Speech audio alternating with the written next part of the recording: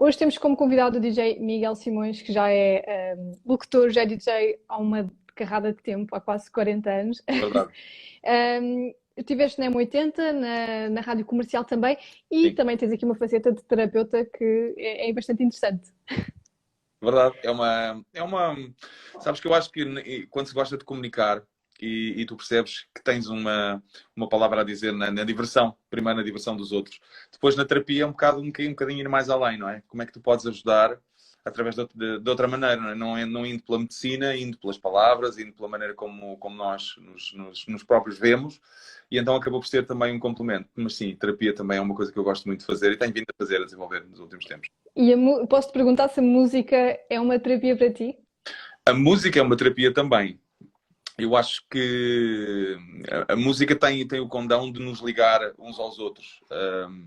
De alguma maneira, mesmo que tu não gostes da mesma música que eu, quando nós estamos a ouvir em conjunto uma determinada música, desperta-nos determinadas coisas. Então tu pelo menos podes perceber que a pessoa que está ao teu lado ou não está a gostar, ou está a gostar tanto quanto tu estás, ou está a gostar ainda mais. E portanto eu acho que essas coisas que a música nos permite, essa intemporalidade, não é? Músicas são intemporais, músicas que atravessaram já tantas gerações. E eu tive a oportunidade de viver, portanto eu nasci em 1970, portanto eu cresci na década de 80, estava no auge aquilo que era aquela década, como chamam, a década dourada da música, e ela ainda hoje persiste, não é? Ainda existem rádios como a M80 que se dedicam exclusivamente a ir buscar coisas mais antigas, e portanto eu acho que acaba por ser isso, acaba por ser também uma terapia, nem que seja uma recordação, um momento, uma união, e acho que é isso que a música consegue fazer ainda hoje em dia, unir as pessoas. E tu, em relação à rádio, porque tu estiveste na rádio bastantes anos, há aqui uma diferença, é que um DJ consegue sentir a energia do público, um locutor também consegue sentir essa energia. Sim, se calhar agora mais do que antigamente, não é? Porque quando eu comecei a fazer rádio não havia esta interatividade que há hoje em dia, não é? As redes sociais, os websites, os Instagrams, enfim, tudo aquilo que... O WhatsApp, não é? Em que tu estás num contacto Sim. praticamente direto com as pessoas que estão a fazer emissão. Portanto, eu acho que esta interligação agora é diferente, não é? Quando eu comecei a fazer rádio, senti essa falta. E talvez por isso tenha sido um bocadinho ao contrário. Eu comecei primeiro por ser DJ, e depois apareceu uma rádio. E, portanto, acho que acaba por ser um complemento, não é? Eu consigo ter o público à minha frente enquanto DJ, consigo ter reações no imediato. E na rádio hoje, sim, à escala daquilo que é a realidade atual, já conseguimos, de alguma maneira, também ter esse acesso. Embora antigamente não seja tão... Antigamente, se calhar, provavelmente, eu não sei que idade é que tu tens, Cindy, mas provavelmente não temos tempo dos postais e das cartas. Mas Sim, sim, antigamente sim. enviavam-se postais e cartas e as pessoas escreviam umas às outras quando queriam comunicar, pelo menos não era tão direto como é agora, não é? E portanto, sim, as coisas mudaram ultimamente, claro. E como é que um DJ chega a locutor? Como é que Olha, isso acontece? a minha história foi precisamente como eu estava há pouco a dizer. Eu comecei por ser primeiro DJ e porquê? Porque apareceu uma oportunidade de fazer as folgas de um DJ na altura numa discoteca no Monte Estoril e aquilo era um dia por semana e eu ganhava qualquer coisa como, em escudos ainda, tipo 2 contos, 10 euros à moeda atual.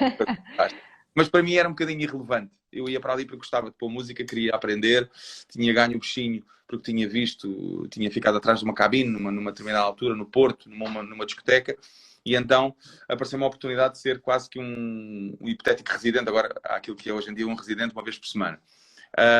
E na altura, nos anos 80, falava-se muito ao microfone, havia muito esse hábito de falar ao microfone. E na altura houve alguém que me ouviu falar ao microfone. Era um hábito, havia esse clichê das pessoas falarem, dizerem boa noite, seja bem-vindo, até às X horas, aquelas coisas. Havia depois o feliz aniversário A, B, C, D. As discotecas mudaram muito nos anos para cá, mas a verdade é esta. Falava-se ao microfone. E numa dessas vezes que me ouviram falar ao microfone, acharam piada à minha voz, acharam piada à maneira como eu estava a falar e perguntaram-me se eu queria fazer rádio. E assim foi. Eu convidaram-me, na altura comecei no Rádio Clube de Cascais, assim um bocadinho a reboque daquilo que foi o meu primeiro contacto com um microfone que não enquanto locutor de rádio. Portanto, foi um bocadinho ao contrário. E ainda existe aquele preconceito da voz de rádio ou isso já não existe? Eu acho que tudo, repare, isto é um bocado como as comidas. Há a comida ideal, há o melhor arroz de pato, há o melhor cozida à portuguesa. Se calhar existe para quem? Existe para a Cindy, existe para o Miguel. Ou seja, eu acho que as vozes, claro que sim, claro que não, quando nós ligamos o rádio, e nós ouvimos o rádio no todo. Eu acho que hoje em dia as pessoas que gostam de ouvir rádio, ouvem rádio porque gostam da companhia, gostam de pessoas, porque senão ficavam agarradas ao Spotify, ou ao Tidal, ou a uma outra plataforma de Sim, é streaming, verdade. que não nos importuna em nada, não há publicidade, basta que compres o premium e ouves só o que tu queres. Mas se calhar é exatamente isso, é essa componente humana. Então acho que a voz, sim, tem acho que a voz tem uma palavra a dizer. A voz tem uma componente importante também, no sentido que tu, se conseguires, juntamente com a música, envolveres as pessoas com a tua voz, acaba por ser um plus em cima daquilo que é a tua performance de locutor de rádio. Não que tenhas que ter aquela voz grave e muito colocada, mas a maneira como tu usas a tua voz e a maneira como fazes com que ela fique ali misturada no meio da música, eu acho que faz diferença ainda, embora não seja primordial. Então, o que é principal, isto para os DJs que nos estão aqui a ver e que possam pensar mesmo uma hipotética carreira de locutor? O que é preciso para um locutor? Olha, eu acho que para mim a principal palavra é sentir. Sentir o quê? Olha, sentires aquilo que estás a fazer. Sentires a música, porque se fores simplesmente um papagaio, não é? Agarrar que puseres a tocar e quando falas da música, as pessoas de alguma maneira, se calhar não no imediato, mas a longo prazo acabam por perceber que tu estás ali um bocadinho a despejar informação, não estás a sentir aquilo que estás a fazer, não gostas daquela música ou não estás a prestar tanta atenção. E então acho que essa ligação que tu fazes, essa conexão que tu consegues com aquilo que estás a pôr, acaba por ser primordial. Portanto, tu tens que sentir a música. E quando tu a sentes, acaba por naturalmente falas de maneira muito mais natural, com um discurso pré-programado, pré-ensaiado, ou alguma coisa que esteja escrita, não é? Esta conversa torna-se natural para quem nos está a ouvir, porque nós, de alguma maneira, inconscientemente, vamos identificar que esta conversa é real. Está a Cindy a falar, está o Miguel a responder, a Cindy pode ter umas perguntas lá preparadas, mas a pergunta é natural. Exato. O Miguel pode ter umas respostas preparadas, mas tudo o que faz no encadeamento das suas respostas é natural. É um bocado como as histórias, deves ter visto já filmes daqueles antigos, do antigamente, não é? Preto e branco, e nós víamos que os atores falavam de maneira... E nós damos esse crédito, não é? Nós aceitamos que isso seja assim.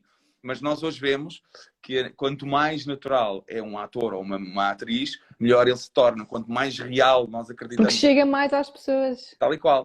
E acho que é isso que acontece também através da locução. Portanto, se tu gostares daquilo que estás a fazer, se acreditares que a música que estás a passar é a melhor música do mundo, e nem que seja para uma pessoa, respeita essa música, respeita a música, acredita nela e depois deixa-te ir. A partir daí, acho que naturalmente vais balizando até onde é que podes ir, o que é que podes ou não podes fazer. E há uma carreira que eu acho que é muito interessante, a de locutor de rádio. Isso é uma excelente dica. E tu, para quem não sabe, saíste da rádio. Pensas alguma vez em voltar? Claro que sim. Eu acho que a porta da rádio é uma porta que nunca fica fechada. A não ser que tenhas algum problema de saúde, que não é o caso. Porque de resto, fecham-se ciclos e ficas disponível para começar outros. Este foi um ciclo de muitos anos de rádio, do Grupo Mídia Capital, onde eu passei, como tu disseste, passei pela M80, pela Cidade, pela Rádio Comercial, pela Mix FM, enfim, para não estar a dizer todas. Portanto, está aqui a Rádio La Rochette a responder que ainda se lembram da tua passagem na extinta NRJ Rádio Comercial. Na Rádio Energia, na Rádio Energia também. Eu comecei pela Rádio Clube de Cascais, passei pela Rádio Marginal. Antena 3, fui um dos fundadores da Antena 3 na altura. Cheguei a ter um programa com o DJ Vibe, que era o Dance Floor. Enfim, já passei por muitas coisas, já fiz muito tipo de locução e acho que essa é outra das características que eu acho que quanto mais nós conseguimos ser camaleónicos, no bom sentido, de adaptar. O que é que eu estou a fazer agora? Ok, estou a fazer uma rádio mais adulta, então deixa-me falar assim. Agora estou a fazer uma rádio mais jovem, então deixa-me falar assim. Agora estou num programa de dance music, deixa-me ser um bocadinho mais literal. Ok, tem de ser uma espécie de quase de ator. A palavra é essa, um bocadinho. Tu conseguiste adaptar precisamente àquilo que estás a fazer. É um bocado como quando vais tocar, se vais tocar para um público que quer música eletrónica, se fores tocar anos 80 não faz sentido, e ao contrário também não. Portanto, tu tens que te adaptar, a não ser que te contratem exclusivamente para fazeres uma determinada coisa, tu já sabes o que é que vais fazer. Mas o trabalho, por exemplo, do residente é um bocado isso. É ir lendo a pista, lá está, começando a olhar para as pessoas, perceber se elas estão nesta mood ou naquela mood, e depois a partir daí fazeres a tua noite de modo mais natural possível. Olha, e ao longo destes anos todos, como é que tu vês a evolução do DJ? Olha, eu comecei com os Technics SL1210. Eu comecei at the very beginning. E ainda bem, porque acho que toda esta parte eletrónica hoje, que eu acho que faz parte da evolução, me permite, por exemplo, olhar para um vinil e saber como é que o ponho, como é que o misturo. E eu ainda hoje, se pegar... Eu tenho dois SL1210 em casa. Foram-me dados ainda pela minha mãe, já há muitos anos. E é daquelas coisas que eu não vendo por nada. E que se Tem for ainda mais preciso... valor, não é? Sim, claro, é esse valor sentimental. Portanto, eu acho que se hoje em dia me pedissem para fazer um set de vinil, eu estava preparadíssimo para o fazer. Portanto, compreender a evolução da coisa é também olhares para os SL1210, não como quem não souber misturar com vinil não é DJ, mas também não dizeres que as coisas não evoluíram. Aceitar que as coisas fazem parte. É um bocadinho como tu olhares para um carro que hoje é elétrico e não havia carros elétricos quando eu comecei a conduzir. Então quer dizer, não, os carros de combustão é que são bons, os carros elétricos não prestam. Não, é uma evolução da condução, é uma evolução. Portanto, na parte de DJing, as controladoras, as mesas, os USBs, o sync, quem usa sync, quem não usa sync, todas essas coisas que são os plus em cima de uma performance, eu acho que há muito hoje o conceito do DJ artista, não é? Da performance. Sem dúvida. O Swedish House Mafia, o Steve Aoki, portanto, todos eles têm uma performance. E, portanto, quando nós olhamos para isso enquanto performance, quanto mais ajudas houver para melhorar essa performance, melhor. Portanto, eu acho que tudo tem o seu lugar. E depois é daquilo que tu fazes das ferramentas que tens. Há muita gente que tem mesas com muitos efeitos e não usa, e há pessoas que só usam efeitos. Portanto, acho que o equilíbrio é a palavra que eu gosto de levar para a minha vida. Equilíbrio. Portanto, nem ser demasiado saudosista e olhar para o antigamente como se fosse o melhor, porque lá é que estava. Pois, há muita gente com esse discurso, por acaso. Claro que há. Eu acho que lá houve uma origem. Tudo tem uma origem. E se calhar antes disso houve outras coisas. Houve pratos que se calhar antes dos SL1210 também faziam as noites e que não tinham ainda essa tecnologia que a Technics conseguiu desenvolver. E, portanto, se as coisas evoluíram, aceitemos a evolução. Ficar agarrado ao passado é não evoluir, é deixar o comboio andar e ficarmos ali naquela estação que já passou. E o comboio já vai andando. Eu gosto muito dessas metáforas. Isso deve ter a ver com o facto de seres terapeuta também de PNL. Verdade, não é? verdade. A linguística tem este item das metáforas. É uma maneira muito peculiar de comunicar. Eu acho isso super interessante e acaba por ser muito esclarecedor, por assim dizer. E estavas a falar que há muitos DJs que são agora performance, que gostam de atuar e essa é a personagem deles. E relativamente às figuras públicas que hoje em dia se tornam DJs, que opinião é que tens acerca disso? Olha, o fenómeno já existe há muitos anos. Eu lembro-me de ver a Paris Hilton lá atrás. Verdade. E, portanto, é um fenómeno que agora também já existe em Portugal. Há uns tempos esta parte. E acaba por ser fácil. Fácil porquê? Porque hoje em dia tu compras uma controladora, vais ao Beatport ou ao Tracksource, ou quer que seja, compras umas músicas, tiras um curso na Pro DJ e tornas-te DJ. E, portanto, aparentemente é muito fácil. E depois usar aquilo que eu acho que eu, se fosse para um programa de televisão, também faria, que era aproveitar enquanto enquanto o meu nome está na moda, o Bruno de Carvalho agora está DJ e consegue casa, está tudo certo. Aqui a questão é muito simples. Eu olho para isto de um modo muito prático. Quanto é que custa o Bruno de Carvalho? Custa X. Enche uma casa? Enche. Então é bom investimento. Às vezes é mais caro contratar um DJ de 50 euros, e existem muitos que infelizmente também estragam o mercado. Eu acho que me preocupo mais com esses, custam 3 ou 4 mil euros, ou 1000 euros, ou 2000 euros, mas que depois enchem a casa ou pelo menos garantem um resultado. Portanto, eu acho que figuras públicas que se tornam DJs, modelos que se tornam DJs, apresentadores de televisão que passam música e também se titulam DJs, para mim está tudo certo. Eu acho que tudo só compra quem quer e também só vai quem quer. E, portanto, é só nós aceitarmos que a opinião, o gosto, aquilo que é bonito ou feio, aquilo que é correto ou incorreto, é sempre à escala de cada um de nós. Depois, quando nós olhamos para casa, eu sou um promotor, vais ter cá o Bruno de Carvalho, DJ, o Bruno de Carvalho é DJ. Não, o Bruno de Carvalho põe música, enche a casa, as pessoas divertiram-se, pelo menos foram lá e gastaram o dinheiro. Houve revenue, houve o teu retorno, pagaste o investimento e ainda ganhaste dinheiro. Ótimo, então está tudo certo. Portanto, depois é claro que, e só para terminar esta parte da pergunta, obviamente que nós olhamos sempre um bocadinho para aquilo que é o tempo que tu dedicaste, o nome que tu tentas fazer e não conseguiste, mas isto é como tudo na vida. Há pessoas que têm oportunidades e que as aproveitam, e há outras que ficam na inveja da oportunidade e ficam a roer-se o resto da vida. Porque é que eu também não entrei no programa de televisão? Este fulano está ali a ganhar. Ao fim e ao cabo, isto é tudo inveja. Inveja versus inveja. E nós vivemos na inveja uns dos outros. E que não adianta nada. At the end of the day, ele chega a casa com o bolso cheio e eu fiquei em casa a roer-me porque não sou o Bruno de Carvalho e porque fiquei ali a remoer-me porque já sou DJ há mais de 30 anos e não consigo o cachê que ele tem. E olha, existe alguma técnica de PNL para ser grande DJ ou isso não existe? Apenas, ajuda sempre. Na programação neurolinguística, tu aprendes sempre muita coisa. Para já aprendes que os nossos chamam-se os MCRIs, os nossos movimentos internos de representação interna, é como se tu estivesses sempre a comunicar, mesmo quando não estás a falar. Quando eu te faço uma pergunta e os teus olhos olham para a esquerda, para a direita, para cima, para baixo, para dentro, para cima, para baixo, isso tem um significado interno. Quando tu aprendes isso, tu aprendes a ler as pessoas. Depois é um bocadinho a tua sensibilidade, não é? Portanto, a programação neurolinguística é algo que eu aconselho a qualquer pessoa. Ela é expansível a qualquer área. Não é específica nem para quem está numa área mais de vendas ou para quem está numa área de moda. Eu acho que se todos nós tivéssemos as habilidades que a programação neurolinguística nos permite, seríamos todos melhores seres humanos. Porque ela, lá está, não vai implicar nem nos teus dogmas, nem nas tuas verdades. Ela vai-te ajudar a olhar o outro, o mundo, de uma maneira diferente, de uma maneira peculiar, sem alterares aquilo que tu acreditas, aquilo que tu és, aquilo que tu gostarias de vir a ser.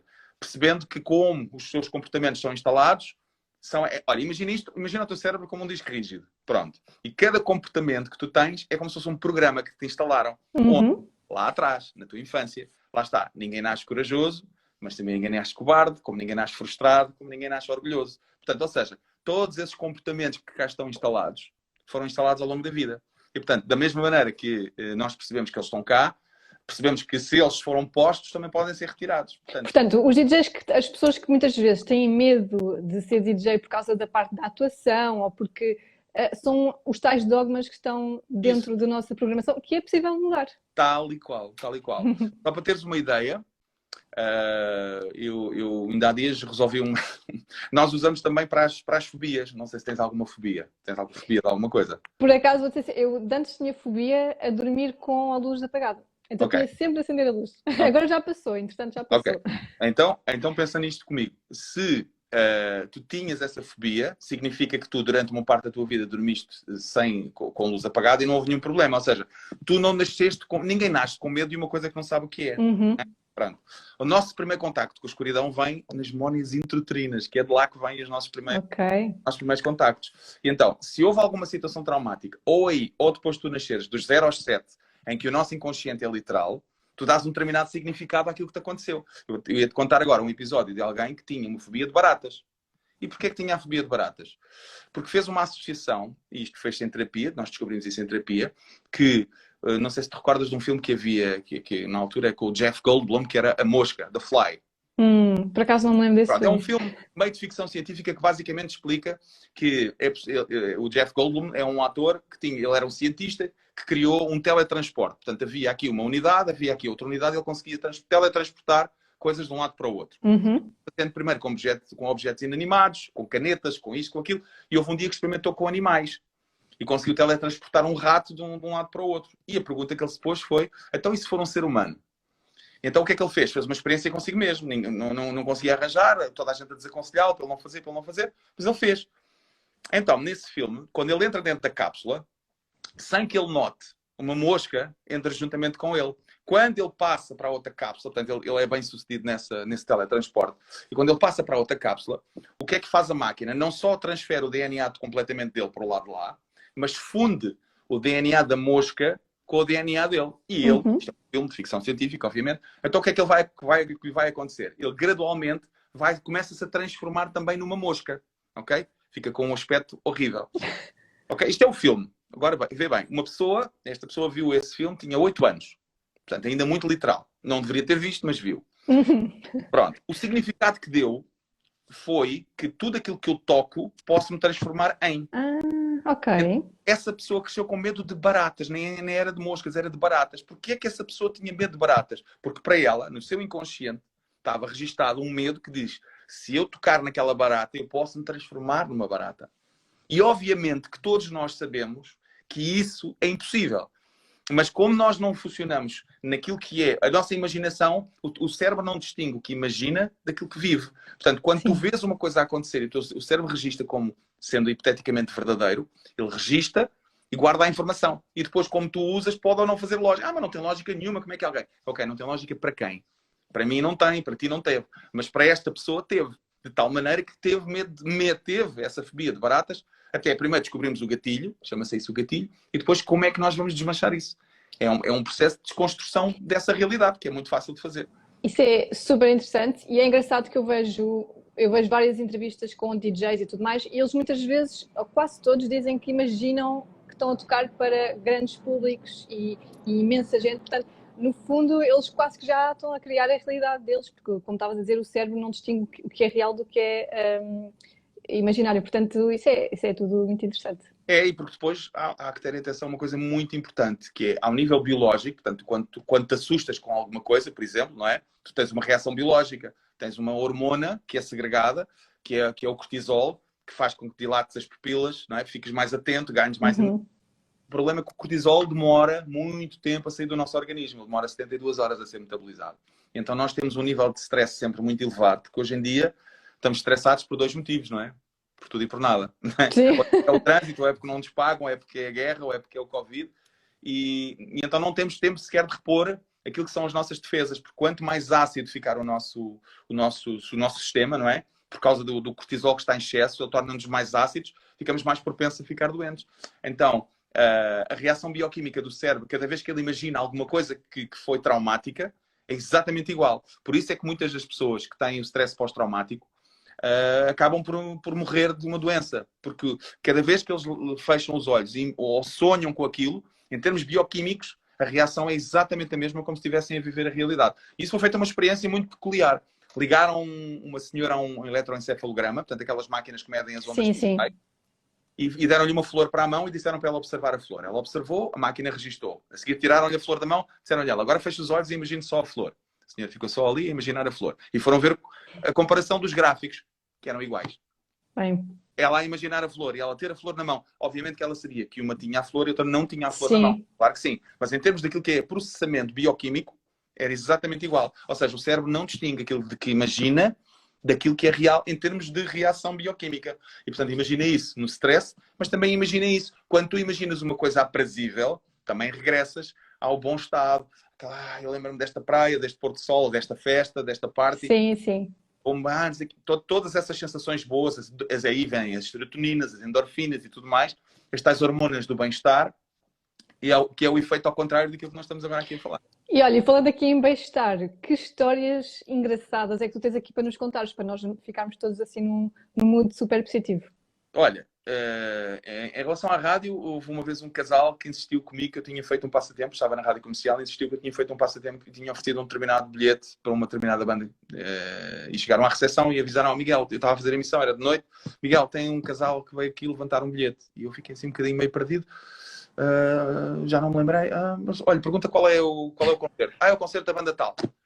E eu, não, olha, houve aqui um equívoco. Olha, diz às pessoas, foi o segurança que me avisou, olha, diz ao casal que a rádio não está a apoiar essa banda, esse concerto não é nosso. Portanto, não fizemos nenhum passatempo. Ok, eu telefone. Passado 2 minutos, eles voltam-me a ligar. Olha, a senhora está aqui a insistir que ganhou contigo ontem o passatempo. Eu assim, mas olha, fui eu que fiz emissão, não houve passatempo nenhum. E não sei o quê. Ficámos ali naquele coisa até que eu não tive outro remédio senão receber os senhores. E depois pensei eu, bom, isto pessoalmente vai resultar. E expliquei mais uma vez, olha, fui eu que fiz emissão ontem, eu não ofereci nada, e a senhora começa quase numa ofensa. Pois, vocês querem ficar com os bilhetes, para não sei o quê, para para ficarem com os bilhetes. E assim, olha, quando a senhora começa na parte quase ofensiva, diz assim, então vamos fazer o seguinte, nós temos aqui as nossas emissões estão gravadas, ok? Nós temos por lei, não sei se tu sabias, Cindy, as rádios não sabia. terem a emissão gravada 24 sobre 24 horas e disponível para ser ouvida no caso de haver alguma acusação, de alguma queixa, de alguma denúncia. Portanto, durante um mês tens que arquivar o teu áudio na íntegra. E qualquer pessoa pode pedir para ouvir. Então, assim, o que é que eu fiz? Fui mauzinho. Em vez de ter aquilo em fast forward, tem aqui as minhas 2 horas de emissão, pode ouvir. Está bem? Começa aqui às X horas, era das 10 à meia-noite, portanto, olha, está aqui 22 horas. Eu agora vou fazer ali a minha emissão, os senhores fiquem aqui à vontade. que eu depois vou ter convosco assim que ouvirem alguma coisa, por favor, chamem-me. Pronto, estou aqui no estúdio ao lado. Claro que não ouviram nada, não é? Portanto, e depois no fim a senhora desfez sem desculpas, disse assim, olha, o concerto provavelmente até é de uma rádio concorrente. E ela ainda ia, mas depois pensou melhor, é melhor a coisa ficar por ali. E pronto, portanto, E será que houve mesmo ou não houve? não faço a mínima ideia. Eu faço a mínima ideia que provavelmente ela ouviu aquilo ou ganhou até o passatempo, mas noutra rádio, que não a rádio comercial. Que não a rádio comercial. Essa era de certeza absoluta. Até porque o objetivo das rádios é proporcionar, é darem bilhetes às pessoas, não é? Não vamos dar uma coisa que depois é nossa. Claro, claro. Mas pronto, há muitas histórias ligadas a essas coisas. Portanto, o cortisol dessa senhora estava em altas. Elevadíssimo. E aqui em relação ao DJ, tiveste alguma história assim positiva ou negativa, como queiras? Já tive um pedido de casamento. Eu estava a pôr música numa festa em Andorra. E no meio da festa, um senhor assim meio... eu percebi que ele era meio imigrante, tinha ali um espanhol assim meio aportuguesado.